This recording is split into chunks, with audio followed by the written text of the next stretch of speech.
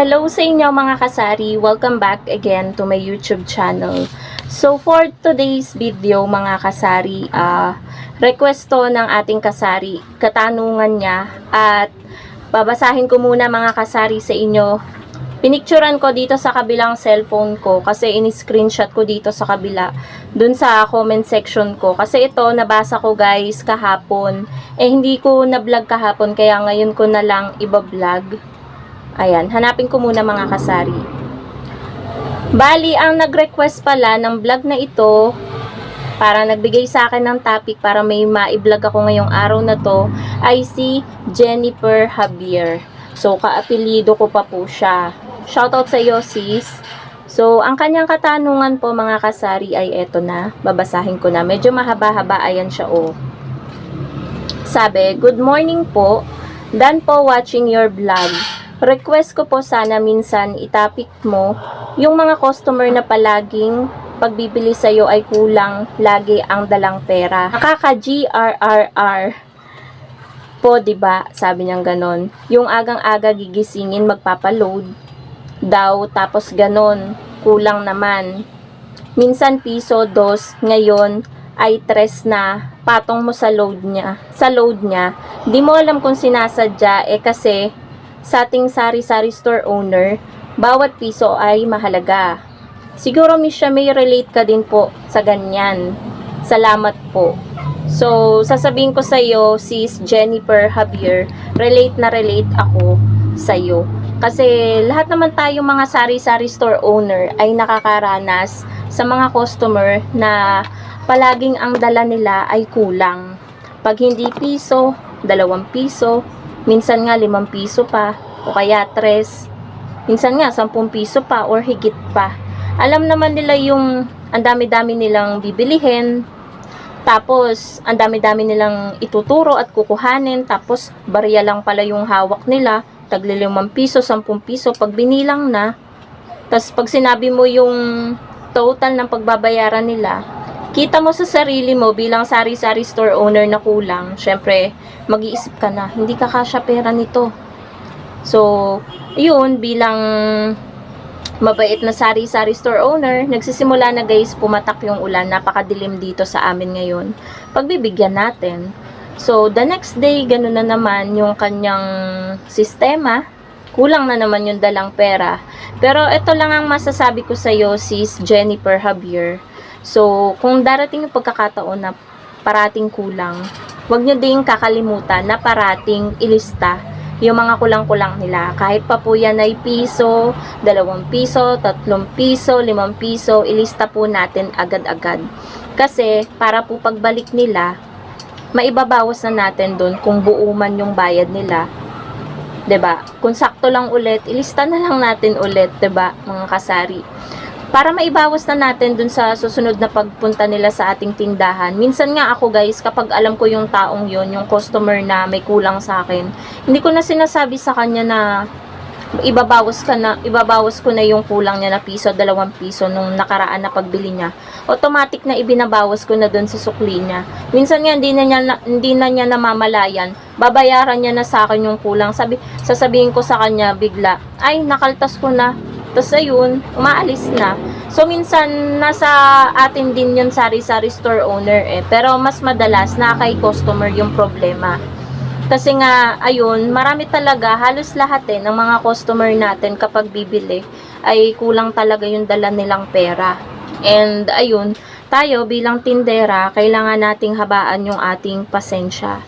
Pero tayo minsan talaga nasasagad yung pasensya natin kasi iisipin natin, bakit paulit-ulit? 'Di ba? Bakit ganun? Parang sinasadya na laging kulang. Tapos iisipin nila baka makalimutan natin, di nakalibre na sila dun sa mga kulang-kulang nila. Di lang nila alam, nililista natin yung mga kulang-kulang nila. Tapos dun sa sinasabi mo na 3 na nga lang yung patong natin sa load, naranasan ko din yan kasari. Alam niyo yung magpapaload ng 20 pesos, tapos ang ibibigay lang ay 20, tapos mamaya na daw yung 3, 'di ba? So nakakaya naman 'yun, 'di ba? Tayo nga nung wala pa tayo mga tindahan, Tapos kapag tayo yung magpapaload, syempre nakakahiya naman na sakto lang, 'di ba? Kaya nga sari-sari store, 'di ba? Nagpapatong tayo kahit konti para meron tayong tubuin. Tapos ibabayad mo sa tindera, ano lang, sakto lang. So, 'di ba? Nakakahiya naman 'yon.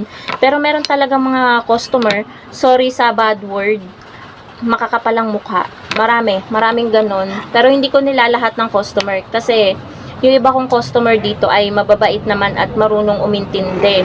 Ako nga kahit hindi relate dito guys, dun sa mga kulang-kulang.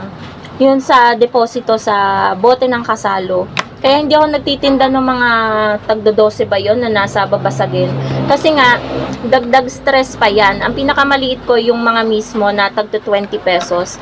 Dagdag stress pa yan sa ating mga sari-sari store owner. Alam niyo yung sasabihin nila na, dito lang ako, malapit lang ako, ibabalik ko na lang mamaya. Ang sinasabi ko kay customer, nako marami na pong nagsabi sa akin yan, dedepositohan ko na lang po at kapag sinauli nyo yung bote, tsaka ako ibibigay sa inyo yung 6 pesos na dineposito nyo. Para sigurado lang po. Kasi madami na pong nagsabi sa akin yan. So, ayun, wala silang hindi sila makatanggi kasi parang inunahan ko na sila. Ganon ang lagi kong ginagawa. Kaya ngayon guys, sa bote ng kasalo, kahit hindi nila isauli, kahit kapitbahay ko, dinedepositohan ko eh. Kaya kahit hindi nila isauli, wala akong stress, 'di ba? Kasi bayad si bote. So, kapag sinauli naman, tulad nung kanina na bumili, kahapon bumili, ngayon lang umaga sinauli, may deposito yun, pero hindi niya alam na may deposito yung binili niyang kasalo. 34 pesos yung siningil ko sa kanya. Tinanong ko sa kanya kanina, dun sa lalaki, nagsauli kasi ng bote ng kasalo. Tinanong ko sa kanya, may deposito? Sabi niya, hindi ko alam, pero alam ko na nilagyan ko yun ng deposito, kaya ibinalik ko sa kanya yung sais at kinuha ko si bote ng kasalo. So, ayun, ganun lang yung technique na gawin natin mga kasari. So, kung kasi hindi naman talaga natin may iwasan, maririnig nyo guys, pumapatak na yung ulan. Hindi talaga natin may iwasan na, alam niyo yun, na kulang-kulang talaga yung dala ni customer. Araw-araw ko po yan nararanasan dito. Minsan, may customer ako na akala mo yung nakalimutan lang, pero sa tingin ko sinasadya niya na. For example, 'di ba? Bibili ng 3 stick ng Camel. Ang pera lang niya ay 15. Tapos sabihin ni customer, ay, nakalimutan ko yung 3 piso doon. 15 lang ang dala ko, ilista mo muna. Pero yun, alam mo na wala naman talaga siyang nakalimutan. Talagang 15 lang talaga yung pera niya. So, ang ginagawa ko, pagka alis niya, minsan nga nandito pa, inililista ko kaagad. Kasi guys, ako makakalimutin akong tao eh. Kaya pag umaalis, tapos kapag umuutang, lista agad. So, ganun po yung ginagawa ko. Sana kasari Jennifer Javier ay nakarelate ka or nagustuhan mo yung mga share ko dito sa vlog na to. Kasi, ayun, may mga customer naman na mababait na talagang hindi lang talaga alam nila yung presyo, kaya kulang yung dala nila. At may mga customer naman talaga naman na alam nila yung presyo pero kulang talaga yung dinadala nila kasi wala na silang ibang madala kasi yun lang talaga yung pera nila. Ayaw na lang nilang sabihin, utang na lang yung iba, lista mo na lang. Pero sabi, ay, nakalimutan ko yung 3 piso, yung 2 piso, yung piso. Nakalimutan kong damputin. Minsan ganun pa nga yung dahilan ng ibang customer. Pero tayo, natatawa-tawa na lang tayo. So, ilista na lang natin. Ganon. Tapos, the next na pagbalik nila, tsaka natin singilin. Tapos, kapag wala pa rin pambayad, next na pagbalik ulit nila. So, ayun. Hindi naman matatapos yung pag-ano nila eh, unless lumipat sila ng bahay. So, yun lang po mga kasari. Thank you so much for watching. Sobrang dilim na dito. At, palakas na rin ang ulan. Sana nagustuhan niyo yung vlog ko.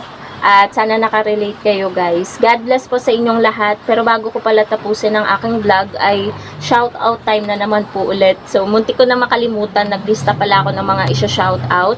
Shout out po sa inyong lahat mga kasari. It's Simply Tricky TV, Otto Ciclo Vlog, MJ OFW, Melba Store. Shout out po sa inyo. Arlene Yana, Lisa Laurente, shoutout po sa inyo, Erlinda Store Vlog, and Pinay Life in the Philippines.